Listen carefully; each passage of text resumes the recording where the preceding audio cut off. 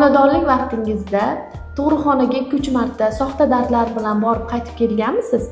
Keling, sizga soxta va haqiqiy dardlarni bir-biridan farqlashni o'rgataman.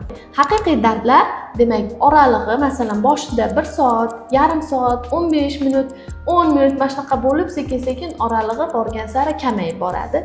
Ushbu dardlarning intensivligi borgan sari kuchayib boradi va ushbu dardlarni davomiyligi masalan boshida 10 sekund, 15 sekund, 20 sekund bo'lgan bo'lsa, sekin-sekin intensivligi, davomiyligi kuchayib boradi. Masalan 20, 25 sekund, 30 sekund mana shunaqa qilib davom etadi. Soxta dardlarda bo'lsa, bu dardlarning oralig'i deyarli bir-biridan o'zgarmaydi. Masalan, yarim soat, 1 soat oralig'ida bo'ladi va bu dardlarning intensivligi va davomiyligi kuchayib bormaydi.